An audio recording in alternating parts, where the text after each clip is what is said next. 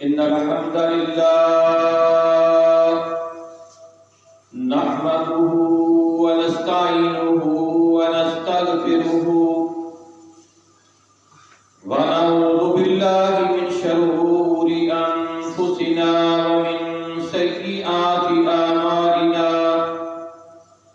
من يهده الله فلا مضل له ومن يضلله فلا هادي له وأشهد أن لا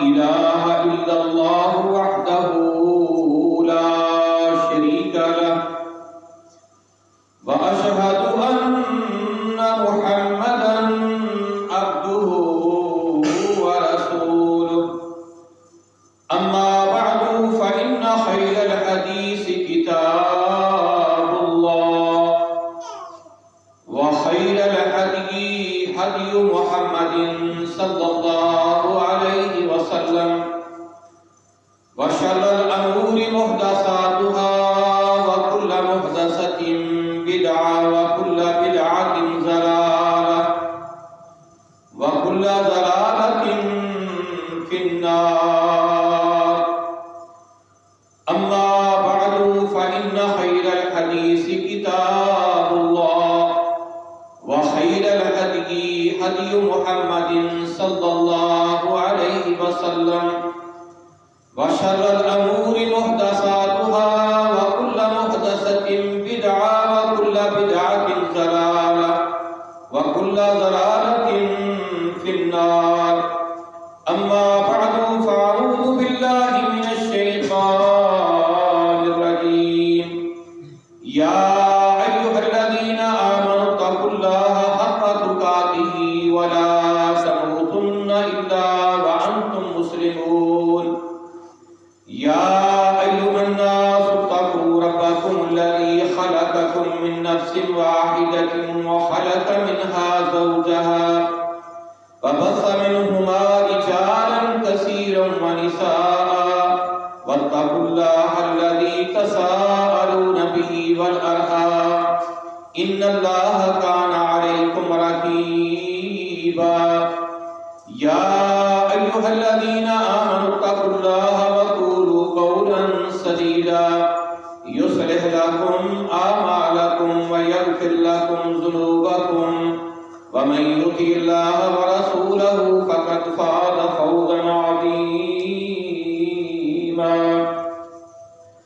لقد من الله على المؤمنين إذ بعث فيهم رسولا من أنفسهم يتلو عليهم آياته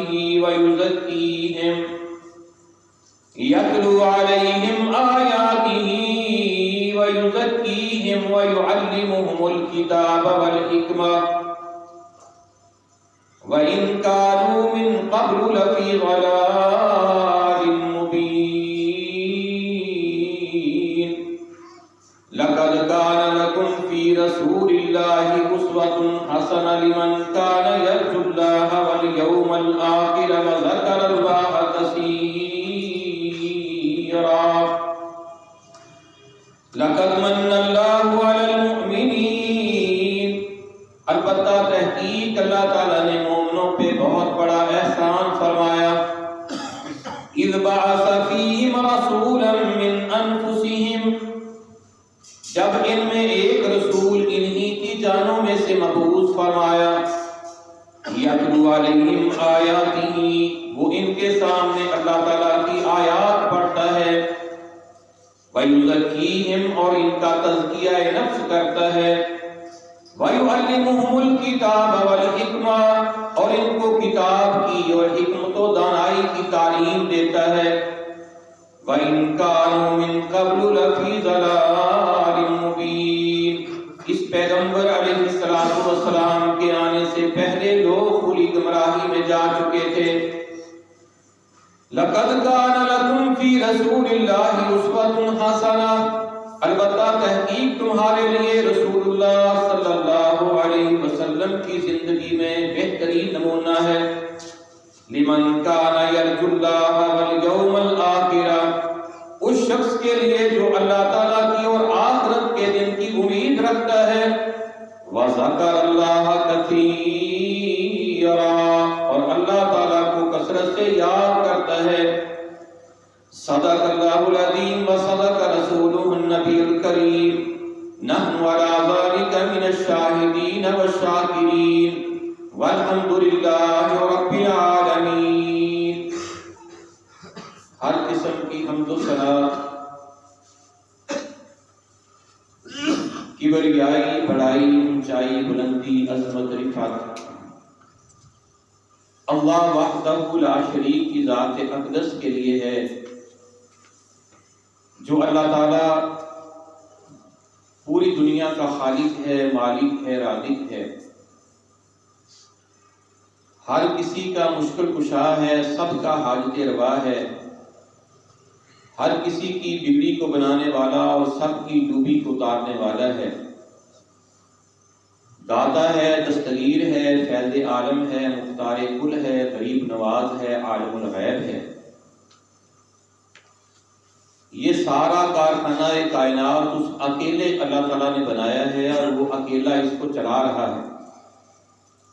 ان گنت لا تعداد بے شمار درود و سلام اس ہستی پہ، جو ہستی خاتم الانبیاء اور خاتم الرسل ہے۔ محترم پیارے بھائیوں، ماہ ربیع الاول کی مناسبت سے سیرت النبی علیہ الصلوۃ والسلام کا مقدس موضوع شروع ہے۔ بات کچھ اس انداز سے شروع ہوئی تھی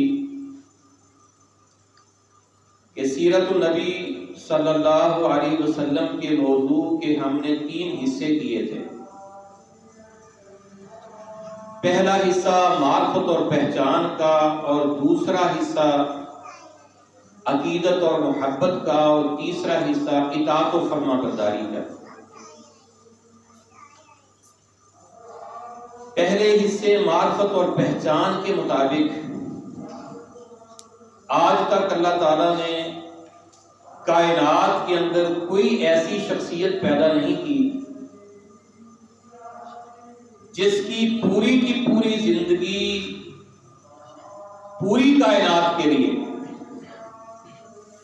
قانون زندگی ہو، ضابطہ حیات ہو، لائحہ عمل ہو، اسوہ حسنہ ہو، بہترین نمونہ ہو، سوائے اللہ کے آخری پیغمبر حبیب کبریا امام الانبیاء محمد رسول اللہ صلی اللہ علیہ وآلہ وسلم کے۔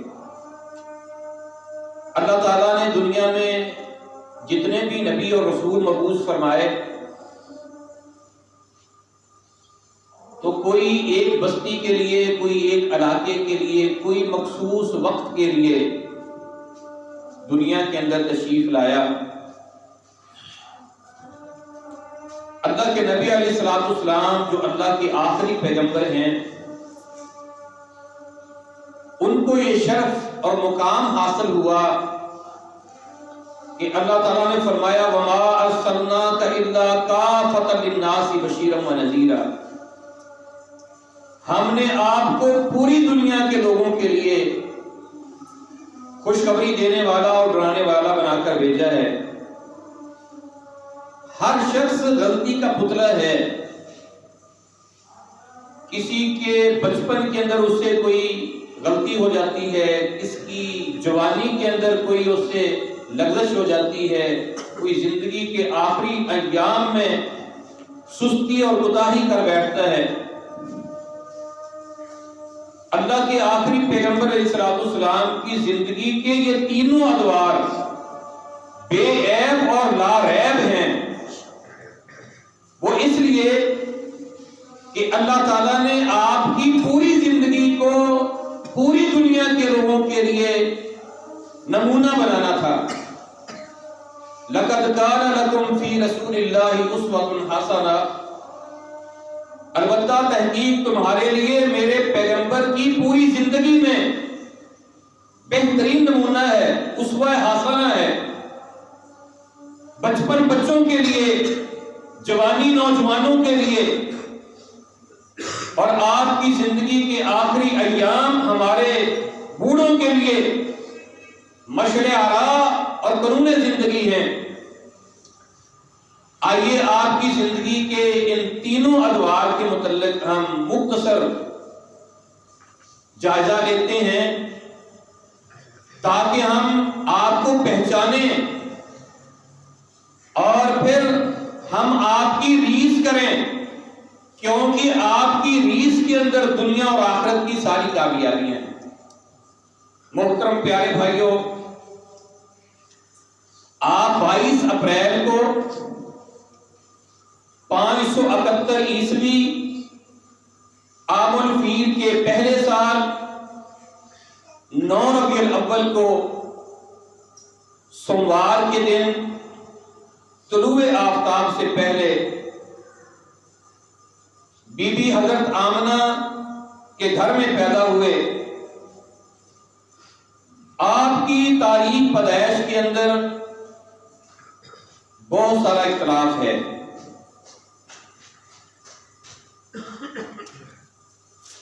آپ کی تاریخ پیدائش کے متعلق مولانا احمد رضا خان بریلوی ان کا کہنا ہے کہ آپ 8 ربیع الاول کو پیدا ہوئے، اور ان کے بنائے ہوئے مسلک کے اوپر ایک بہت بڑا مسلک کھڑا ہے، اور ان کے اپنے ہی بیٹے جن کو محدث اعظم ہند کہتے ہیں، وہ کہتے ہیں کہ میرے بابا کے متعلق علماء عرب و عجم کا اتفاق ہے اور سب کو اس بات کا اعتراف ہے کہ اعلیٰ حضرت کی زبان اور قلم کی اللہ تعالیٰ حفاظت کرتے ہیں، اور وہ ایک نقطہ برابر بھی غلطی نہیں کرتے۔ احکام شریعت کے صفحہ حصہ اول کے صفحہ 25 کے اوپر امام احمد رضا اور عشق مصطفیٰ کے صفحہ 300 کے اوپر یہ بات موجود ہے۔ اگر تمہاری پوری بریلویت کا اس بات پر اتفاق ہے کہ ان کی نوک قلم اور ان کی زبان ایک نقطہ برابر غلطی نہیں کرتی، تو پھر تم جب 12 ربیع الاول آپ کی پیدائش کا دن کہتے ہو تو پھر تم یہ کتنا بڑا تم ان کے اوپر جھوٹ باندھ رہے ہو، کتنی بڑی تمہاری جسارت ہے کہ اپنے اعلیٰ حضرت کو جھوٹا ثابت کر رہے ہو۔ ان کا یہ کہنا ہے کہ آپ کی ولادت باسعادت 8 ربیع الاول کو ہوئی ہے۔ یہ رسالہ میلاد مصطفیٰ جو انہوں نے لکھا ہے اس کے صفحہ نمبر 432 کے اوپر یہ بات انہوں نے لکھی۔ تو اسی طریقے سے بعض کا کہنا ہے کہ آپ ربیع الثانی کی 2 تاریخ کو پیدا ہوئے۔ اکثر کا یہ کہنا ہے کہ آپ کی ولادت باسعادت صفر کے مہینہ میں ہوئی۔ بعض مفسرین نے لکھا ہے کہ آپ رجب کے اندر پیدا ہوئے، اور بعض نے آپ کی ولادت باسعادت رمضان المبارک کو کہی ہے۔ اور پیران پیر عبد القادر جیلانی رحمت اللہ علیہ جن کے نام کی یہ عقیدہ مسلک بریلویت 11ویں کھاتے ہیں، ان کا کہنا ہے کہ آپ 10 محرم کو پیدا ہوئے۔ نہ تو اپنے پیر کی مانی ہے اور نہ ہی اپنے اعلیٰ حضرت کی مانی ہے، دونوں کی بات کا انکار کر دیا، اور 12 ربیع الاول کہاں سے لے لی؟ تو میرے محترم پیارے بھائیوں، کہنے کا مطلب یہ ہے کہ آپ کی ولادت باسعادت کے متعلق مختلف قسم کے اقوال ہیں، اور سب سے زیادہ اتھینٹک اور جو مفسرین کا جس بات کے اوپر اتفاق ہے باقاعدہ طور پر تحقیق کرنے کے بعد جس کو شائع کیا گیا ہے وہ 9 ربیع الاول کا دن ہے۔ لیکن سوموار کے دن کے اندر تو کسی کا اختلاف نہیں کہ وہ دن سوموار کا تھا، کیونکہ اس کے متعلق تو اللہ کے نبی علیہ السلام نے خود اعلان فرما دیا۔ حضرت ابو قتادہ رضی اللہ تعالیٰ عنہ کہتے ہیں سئل رسول اللہ صلی اللہ علیہ وسلم عن صوم یوم الاثنین، اللہ کے نبی علیہ السلام سوموار کے دن کا روزہ فرماتے تھے، روزہ رکھتے تھے۔ آپ سے پوچھا گیا آپ اس دن کا روزہ کیوں رکھتے ہیں؟ فقال فیہ ولدت وفیہ انزل علیہ۔ مسلم شریف کی یہ حدیث ہے، آپ نے فرمایا یہ وہ دن ہے جس دن میں پیدا ہوا، یہ میرے میلاد کا دن ہے، اور میں اپنے میلاد کی خوشی کے اندر شکرانے کا روزہ رکھتا ہوں، اور یہی وہ دن ہے جس دن کے اندر میرے اوپر اللہ کا قرآن اترا۔ تو یہ میں شکرانے کے طور پر اس دن کا روزہ رکھتا ہوں۔ اور اللہ کے نبی علیہ السلام کا فرمان ہے کہ عید کے دن تم نے روزہ نہیں رکھنا، کیونکہ عید کے دن روزہ شیطان کا ہوتا ہے۔ تو آپ نے یہ بھی کلیئر کر دیا کہ یہ عید کا دن نہیں ہے۔ اگر عید کا دن ہوتا تو پھر آپ روزہ نہ رکھتے، کیونکہ عید کے دن روزہ نہیں ہوتا۔ یہ جمعے کا دن، یہ بھی چھوٹی عید کا دن اس کو بھی کہا گیا ہے، اس لیے اللہ کے نبی علیہ السلام نے اکیلے جمعے کے دن کا روزہ رکھنے سے بھی منع کر دیا۔ اکیلے جمعے کے دن کے روزے رکھنے سے آپ نے منع کر دیا۔ تو اس لیے اس کو عید کا دن کہنا یہ تو بہت بڑی جہالت ہے، بہت بڑی جہالت ہے۔ اور پھر محترم پیارے بھائیوں، اس کو برتھ ڈے کے طور پر منانا یہ تو ویسے ہی ہندوؤں کی، یہودیوں کی اور میرے بھائیوں نصارہ کی سنت ہے۔ یہ مسلمانوں کی روش اور مسلمانوں کا طریقہ ہے ہی نہیں، ایک بہت بڑی بدعت ہے، بہت بڑی۔ تو محترم پیارے بھائیوں، 12 ربیع الاول پھر وفات کا دن ہے، ساری دنیا کا اتفاق ہے۔ پچھلا خطبہ جمعۃ المبارک اور جمعے والا دن بھی 12 ربیع الاول کا تھا، اور آپ نے اللہ کے نبی علیہ السلام کی دنیا سے جانے کا واقعہ کتنا دردناک ہے، اور اس کائنات کا سب سے بڑا سانحہ ہے جس کی تفصیل آپ نے سنی۔ اور اس دن پھر بھگڑے ڈالنا اور اس طرح کے لچھن کرنا، میرے بھائیو اللہ تعالیٰ معاف فرمائے، یہ بہت بڑی جسارت بھی ہے، بہت بڑی بدعت بھی ہے، اور بہت بڑی گستاخی بھی ہے۔ استغفر اللہ، اللہ تعالیٰ سمجھ عطا فرمائے۔ تو محترم پیارے بھائیو، اللہ کے نبی علیہ السلام کی تشریف آوری اس دنیا کے اندر اللہ تعالیٰ کا یہ بہت بڑا احسان، بہت بڑا احسان ہے، جس کا ذکر اللہ تعالیٰ نے قرآن مجید میں فرمایا، لَقَدْ مَنَّ اللَّهُ عَلَى الْمُؤْمِنِينَ، اللہ تعالیٰ نے مومنوں پہ بہت بڑا احسان فرمایا۔ اللہ تعالیٰ نے ہمیں اتنی نعمتوں سے نوازا ہے کہ اگر کوئی اس کو شمار کرنا چاہے، دنیا کا کوئی کیلکولیٹ اس کو شمار نہیں کر سکتا کہ کتنی نعمتوں سے اللہ تعالیٰ نے ہمیں نوازا ہے۔ اللہ نے خود فرمایا وَإِن تَعُدُّوا نِعْمَتَ اللَّهِ لَا تُحْصُوهَا، اگر تم اللہ کی نعمتوں کو گننا چاہو تو تم گن نہیں سکتے۔ لیکن کسی ایک نعمت کے اوپر بھی اللہ نے یہ نہیں فرمایا کہ میں نے تمہارے اوپر بڑا احسان کیا، تمہیں آنکھیں عطا کی، تمہیں کان عطا کیے، تمہیں زبان عطا کی، تمہیں فلاں نعمت سے نوازا، بڑا میں نے احسان کیا۔ صرف ایک نعمت ہے جس پر اللہ تعالیٰ نے ہمیں احسان دیا ہے، اور یہ کائنات کی بہت بڑی نعمت ہے۔ لَقَدْ مَنَّ اللَّهُ عَلَى الْمُؤْمِنِينَ، البتہ تحقیق اللہ تعالیٰ نے مومنوں پہ بہت بڑا احسان فرمایا۔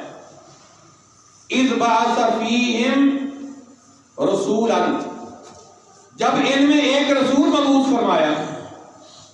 بات مکمل ہے، لیکن اللہ تعالیٰ عقیدوں کی بھی اصلاح کرتے ہیں۔ مِنْ أَنفُسِهِمْ، انہی کی جانوں میں سے، تاکہ کوئی یہ نہ کہے کہ نور من نور اللہ، اللہ کے نور میں سے نور نکلا ہے، کوئی یہ نہ کہتے۔ اس لیے اللہ تعالیٰ نے فرمایا ان انسانوں کی جانوں میں سے اللہ تعالیٰ نے ان کے اندر رسول مبعوث فرما کر ان کے اوپر اللہ تعالیٰ نے مومنوں کے اوپر بہت بڑا احسان فرمایا، اور انسانوں میں سے بھی جو مومن ہیں ان کے اوپر احسان ہے۔ بے ایمان کے لیے انسان اللہ کے نبی صلی اللہ علیہ وسلم احسان نہیں کہ جس نے آپ کی بات ہی نہیں مانی، آپ پر ایمان ہی نہیں لایا، کافر تو سارے نکل گئے، باقی رہ گئے مسلمان، اور مسلمانوں میں سے ایماندار اقرار باللسان وتصدیق بالقلب وعمل بالجوارح، جو زبان سے کلمہ پڑھے، دل سے عقیدہ توحید و رسالت کی تصدیق کرے، پھر اپنے عمل سے ثابت بھی کر کے دکھائے کہ ہاں واقعہ ہی وہ اللہ کے نبی صلی اللہ علیہ وسلم کی سنتوں کو اختیار کر کے اب وہ صحیح معنوں میں مومن بن گیا ہے۔ اس کے لیے اللہ کے سونے پیغمبر احسان بن گیا کہ اب یہ اللہ کے سونے پیغمبر کے ساتھ جنت میں جائے۔ من احب سنتی فقط احبانی ومن احبانی کان معی فی الجنہ، جس کا میری سنت سے پیار ہے اس کا میرے ساتھ پیار ہے، اور جس کا میرے ساتھ پیار ہے وہ جنت میں میرے ساتھ جائے گا۔ اللہ کے نبی صلی اللہ علیہ وسلم کی سنت کو اختیار کرنے کے بغیر کوئی اگر محبت و عشق کا دعویٰ کرتا ہے تو وہ جھوٹ بولتا ہے اور بے ایمان اور جھوٹا ہے۔ جب تجھے اللہ کے پیغمبر کی سنت ہی اچھی نہیں لگی تو سنت کے رگڑے نکالتا ہے، تو عشق و محبت کا دعویٰ کیسا کرتا ہے؟ کیا حق ہے تجھے اللہ کے نبی علیہ السلام کی پیدائش کی خوشی منانے کا جب تو اللہ کے نبی صلی اللہ علیہ وسلم کی سنت کو اختیار کرنے کے لیے تیار نہیں؟ اس لیے اللہ کے نبی علیہ السلام نے اعلان فرما دیا کہ جس کا میری سنت سے پیار ہے اس کا میرے ساتھ پیار ہے، جس کا سنت سے پیار نہیں اس کا میرے ساتھ پیار کوئی نہیں۔ اور اللہ تعالیٰ نے بھی اعلان فرما دیا لقد من اللہ علی المؤمنین، البتہ تحقیق اللہ تعالیٰ نے مومنوں پہ احسان کیا ہے، جو مومن نہیں اس کے اوپر احسان نہیں۔ اللہ اکبر کبیرہ، آپ کی پیدائش کے اوپر سب کو خوشی ہوئی، کیوں؟ آگے آپ کے پیدا ہونے والا جو بچہ ہے کائنات میں کسی کو پتہ نہیں یہ پیدا ہونے والا بچہ اللہ کا نبی ہے یا اللہ کا نبی بنے گا۔ اب تو یہ ہے کہ یہ آمنہ کا بیٹا ہے، عبداللہ کا بیٹا ہے، یہ عبد المطلب کا پوتا ہے، ابو طالب کا بھتیجا ہے۔ یہ تو ابو طالب کو یہ ہے کہ میرے فوت شدہ بیٹے کی نشانی ہے۔ ابو لہب اگر اپنی لونڈی سویبہ کو آزاد کر رہا ہے تو اپنے بھتیجے کی خوشی میں کر رہا ہے، نبی کی خوشی میں نہیں، وہ اپنے بھتیجے کی خوشی میں کر رہا ہے۔ دادا نے اٹھا کر بیت اللہ لے گئے، بیت اللہ کا طواف کیا، آپ کو اٹھا کر، طواف تو اس وقت بھی کرتے تھے، مشرکین مکہ کرتے تھے طواف کیا، اور پھر اپنی برادری کی دعوت کی۔ دعوت کے اوپر سردار دعوت کھانے کے لیے آئے، برادری دعوت کھانے کے لیے آئی، تو انہوں نے پوچھا جی بچے کا نام کیا رکھا ہے؟ تو یہ نام اللہ تعالیٰ نے آپ کے دادا کی زبان سے، آپ کی والدہ کی زبان سے اللہ تعالیٰ نے القاء کیا تھا، ان کی زبان سے یہ نام نکلا، اللہ نے نکلوایا، کیونکہ محمد کا معنی ہے تعریف کیا گیا، جو اس کو دیکھے تو تعریف کیے بغیر نہ رہ سکے۔ تو جب ان کو بتایا میں نے اپنے پوتے کا نام محمد رکھا ہے علیہ الصلوۃ والسلام، تو لوگ حیران ہو گئے، کیونکہ انہوں نے اس سے پہلے یہ نام کبھی سنا ہی نہیں تھا۔ نام تو عبد العزیٰ رکھا جا رہا تھا، عبد الحبل رکھا جا رہا تھا، عبد الشمس رکھا جا رہا تھا، عبد القمر رکھا جا رہا تھا، شرکیہ نام رکھے جا رہے تھے۔ تو دادا نے کہا جب تم دیکھو گے تو پھر تم دیکھ کے بتانا۔ جب لوگوں نے دیکھا تو دیکھتے ہی ان کی زبان سے بات بے ساختہ یہی نکلا، محمد صلی اللہ علیہ وسلم، کہ واقعی اس بچے کا نام یہی جچتا ہے، کیونکہ جو اس کو دیکھے گا وہ ان کی تعریف کیے بغیر رہ ہی نہیں سکتا۔ اللہ اکبر کبیرہ۔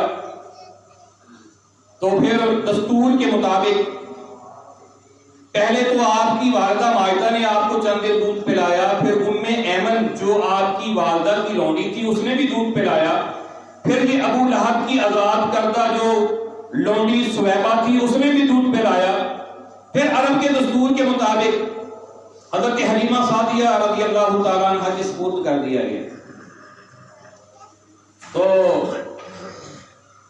شہر والے اپنے بچے دیہات کے اندر جو دائیاں ہوتی ان کی سپرد کر دیتی، کیونکہ دیہات کی آب و ہوا جو ہوتی ہے وہ خالص ہوتی ہے، صحیح آکسیجن ملتی ہے، بچے کے قواعد صحیح مضبوط ہوتے ہیں، اور وہاں کی عربی جو زبان تھی وہ بھی خالص ہوتی تھی۔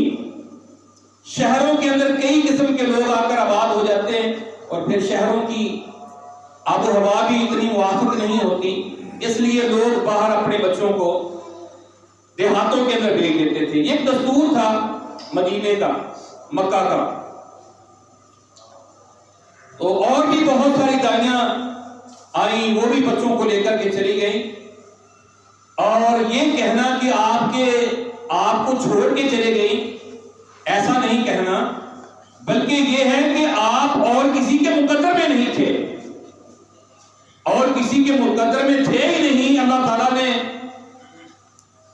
جس دھائی کے سپرد آپ کو کرنا تھا وہی اسی نے لے کر جانا تھا، تو اور کسی کے نصیب کے اندر یہ بات اور یہ سعادت نہیں تھی۔ اس لیے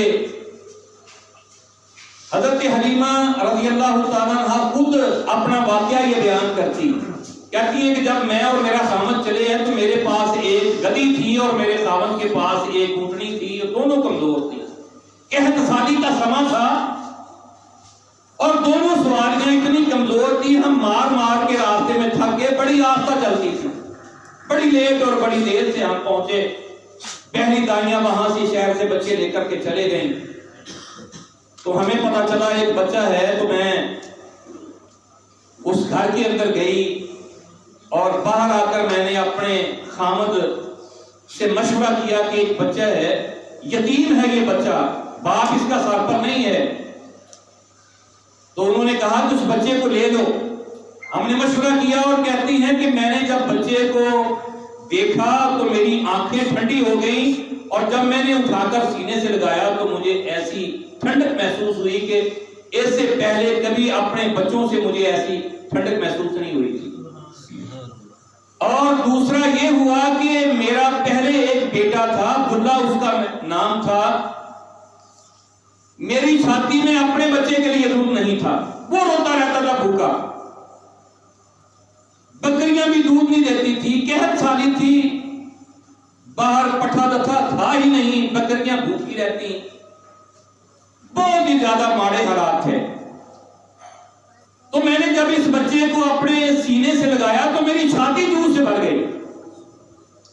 پھر جب ہم سواریوں پہ بیٹھے ہیں تو سواریوں کے اندر طاقت پتہ نہیں کہاں سے آ گئی، یہ اللہ کی طرف سے اس بچے کی یہ کرامت تھی اور برکت تھی اس بچے کی، جس کی وجہ سے اللہ تعالیٰ یہ ساری چیزیں عطا فرما رہے تھے۔ وہ سواریاں جن کو ہم مار مار کے تھک گئے وہ تو بھاگ رہی ہیں، میری گدی بھی بھاگ رہی ہے اور میرے میاں کی اونٹنی بھی بھاگ رہی ہے، اور ہم ان دائیوں کے قریب سے گزرے تو انہوں نے کہا حلیمہ یہ سواریاں تو کہاں سے لے آئی ہے؟ کہا سواریاں وہی ہیں لیکن سواریوں کا سوار بدل گیا، سوار بدل گیا۔ ہم اپنے گھر میں پہنچے تو گھر کے اندر بھی عجیب رونق ہے، تو ہمارا چرواہا جب بکریوں کو چروانے کے لیے لے کر جاتا تو جہاں بکریاں میری چرتی تو اللہ تعالیٰ وہاں گھاس پیدا کر دیتے اور بکریاں سیر ہو کر کے آتی، لوگ اپنے چرواہوں کو مارتے، اور تم وہاں بکریاں کیوں نہیں چرواتے ہو، اپنے حیوانوں کو وہاں کیوں نہیں چرواتے ہو، یہاں حلیمہ کی بکریاں چرتی ہیں۔ وہ کہتے جی ہمیں نہیں پتا، یہاں ہماری چرتی ہیں وہاں تو گھاس نہیں ہوتا، یہاں حلیمہ کی بکریاں منہ لگاتی ہیں وہاں گھاس پیدا ہو جاتا ہے۔ تو یہ اللہ کی طرف سے ایک برکت و رحمت تھی، گھر میں دودھ ہی دودھ ہے، رونقیں ہی رونقیں ہیں، برکتیں ہی برکتیں۔ تو حلیمہ بڑے پیار سے بڑے محبت سے اس بچے کی پرورش کر رہی ہیں۔ تو آہستہ آہستہ یہ بچہ جب بھاگنے دوڑنے لگا اور اس کا رضائی بھائی عبداللہ وہ بھی بھاگنے دوڑنے لگا، تو وہ رضائی بھائی جو تھا اللہ کے نبی علیہ السلام کا، وہ چرواہے کے ساتھ باہر بکریوں کے ساتھ وہ چلا جایا کرتا تھا۔ ایک دن وہ کہنے لگا میں نے اپنے عربی بھائی کو بھی ساتھ لے کر جانا ہے، تو آپ کو بھی ساتھ لے گیا۔ کچھ دیر کے بعد وہ بھاگا بھاگا آیا، کہنے لگا ماما میرے عربی بھائی کو کسی نے قتل کر دیا۔ حلیمہ رضی اللہ تعالیٰ عنہ کہتی میری تو آنکھوں کے سامنے اندھیرا آ گیا، قدموں کے نیچے سے زمین نکل گئی، میں تو بھاگی۔ بھاگ کر جا کر کیا دیکھا ہے کہ آپ ایک پہاڑی کی اوٹ میں کھڑے ہیں اور آپ مسکرا رہے ہیں۔ تو آج کل تو وہاں نقشہ بالکل تبدیل ہو گیا ہے۔ جب میں 2005 میں گیا تھا تو وہاں مجھے ایک عربی ملا، پرانا کوئی تھا بندہ، تو اس نے مجھے بہت ساری جگہوں کی زیارت کروائی، بتایا۔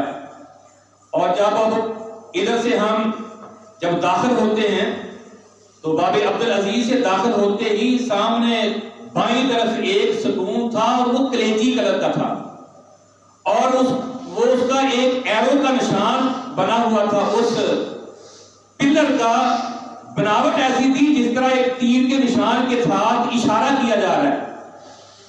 اس نے مجھے پہلے یہ بتایا کہ آپ کے سینہ مبارک کو چاک کرنے کے بعد آپ کا جگر اور آپ کا دل پھیپھڑے جو نکال کر ایک تخت میں ایک سونے کے تشت میں ایک تھال میں ڈالے گئے تھے، اس مناسبت سے اس ستون کا کلر جو ہے وہ کلیجی رکھا گیا ہے، اور اس کے اندر جو باقی سارے گول ہیں، اس کے اندر ایرو کا جو نشان ہے یہ اس طرف اشارہ کرتا ہے۔ وہ مجھے اندر لے کر کے گیا، اندر جا کر اس سے وہاں جو بھی کوئی حاجی یا عمرہ کرنے والا بے ہوش ہو جائے یا چوٹ لگ جائے تو اس کو وہاں سے اٹھا کر وہاں ڈسپینسری بنی ہوئی ہے تو اس جگہ کے اوپر جا کر کے وہ لٹا کر اس کا معائنہ کرتے ہیں۔ اس نے مجھے بتایا کہ اللہ کے نبی صلی اللہ علیہ وسلم یہاں پہاڑی تھی، جس پہاڑی کی اوٹ کے اندر اس مقام کے اوپر آپ کو لٹایا گیا تھا، اور آج بھی مریضوں کو لا کر یہاں لٹاتے ہیں۔ یہ ایک بات اس نے بتائی، اس کی حقیقت اللہ بہتر جانتا ہے۔ تو خیر آپ کھڑے مسکرا رہے تھے تو حلیمہ رضی اللہ تعالیٰ نے پوچھا بیٹا کیا ہوا؟ تو آپ فرمانے لگے 2 بندے آئے تھے، یہ واقعہ صحیح بخاری شریف میں موجود ہے۔ 2 بندے آئے تھے، انہوں نے مجھے لٹایا ہے اور میرے سینے کو انہوں نے چاک کیا اور اندر سے یہ ساری چیزیں نکالی اور ان کو دھویا، اور دھونے کے بعد آب زمزم سے دھو کر اس کو دوبارہ پھر انہوں نے اندر آ کر سیٹ کر دیا، مجھے کوئی تکلیف نہیں ہوئی۔ لیکن وہ آپ کو پکڑ کے گھر لے آئی، پریشان ہو گئی، پتہ نہیں یہ واقعہ کیا ہے، کیا ہوا، پتہ نہیں ان کے ساتھ آئندہ کیا ہو۔ اس پریشانی کے عالم میں پھر آپ کو لے کر آپ کی والدہ کے پاس چلے گئے، کہنے لگے یہ بچے کو اپنے پاس رکھو، اب مزید میں اور ان کو اپنے پاس نہیں رکھ سکتی۔ تو پھر آپ والدہ کے پاس رہنا شروع ہو گئے۔ تو والدہ نے ایک دن پروگرام بنایا کہ آپ کے بابا کی قبر جو یثرب کے اندر ہے، مدینہ کے اندر ہے، اس کی زیارت کر کے آتے ہیں۔ تو یہ اللہ کے نبی صلی اللہ علیہ وسلم، آپ کی والدہ آمنہ اور آمنہ کی لونڈی ام ایمن، یہ 3 کا قافلہ یہاں سے روانہ ہوا ہے، اور آپ کے والد کی قبر کی زیارت کرنے کے بعد یہ واپس آ رہے تھے تو راستے میں مکہ اور مدینہ کے درمیان ایک ابوا مقام آتا ہے، وہاں حضرت آمنہ کی طبیعت خراب ہو گئی، اور طبیعت خراب ہوئی، آپ وہاں ٹھہر گئیں، لیٹ گئیں، اور یہ ان کا آخری وقت ہے۔ اللہ کے نبی علیہ السلام کے والد محترم پہلے موجود نہیں ہیں، والدہ کا پیار اور سہارا تھا، یہ بھی اب دنیا سے جا رہی ہیں، اور آپ کی آنکھوں کے سامنے والدہ کی روح پرواز ہو گئی۔ ام ایمن نے اپنے ساتھ ان کو لیا اور آ کر آپ کے دادا کے حوالے کر دیا۔ پھر دادا نے اپنے پاس رکھا اور بڑا پیار کرتے تھے۔ بیت اللہ کے اندر ایک چبوترا بنا ہوا تھا، وہاں صرف یہ ابو طالب پورے مکہ کے سردار تھے اور وہاں بیٹھتے تھے، ان کے بیٹوں میں سے کوئی ان کے ساتھ نہیں بیٹھ سکتا تھا، لیکن اپنے پوتے کو اپنے ساتھ بٹھاتے اور بڑا پیار کرتے۔ اور پھر جب 8 سال کی عمر ہوئی تو دادا بھی دنیا سے تشریف لے گئے، آپ اپنے چچا کے پاس رہے، اور بچپن چاچا خود بیان کرتے ہیں کہ بچپن کے اندر یہ بڑے ہی شریف طبع، بڑے ہی سنجیدہ، بڑے ہی فرما بردار اور بڑے ہی سعادت مند، بڑے ہی نیک. چھوٹے بچے ان کو تفریحی مشغلوں کے لیے بچے کھیلنے کی دعوت دیتے تو ان کی بات نہیں مانتے تھے، ان کے ساتھ نہیں جاتے تھے. اور چاچا خود آپ کے بچپن کے بارے میں بیان کرتے ہیں، کہتے ہیں لم ارا منہ کاذبۃ ولا ضحکا ولا جاہلیۃ ولا وقفا مع الصبیان. نہ تو ان کو میں نے بچپن میں کبھی جھوٹ بولتے دیکھا. اللہ اکبر کبیرہ. ہم بچوں کو جھوٹ بول سکھاتے ہیں. یہ اللہ کے نبی علیہ السلام کا بچپن ہمارے بچوں کے لیے ایک مشعل راہ ہے، قانون زندگی، ضابطہ حیات ہے، نمونہ ہے.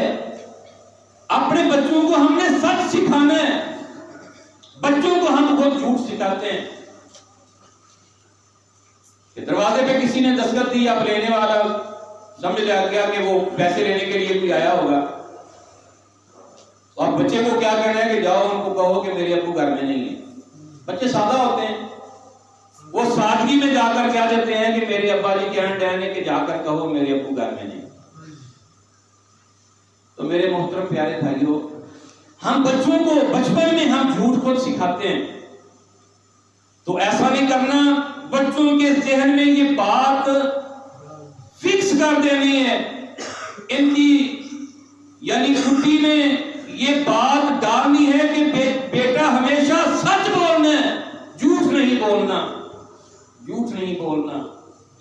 سچ جا کر اپنے ٹیچر سے یہ نہیں کہنا سر دکھ رہا تھا، پیٹ میں درد تھی، یہ ہو گیا تھا، وہ ہو گیا تھا، یہ نہیں کہنا. سچی بات کہنی ہے کہ استاد جی میرا دل نہیں کر لیا، اس واسطے میں اسکول نہیں آیا. کیا کہے گا ٹیچر؟ خوش ہوگا کہ بچے سچ بول رہے ہیں.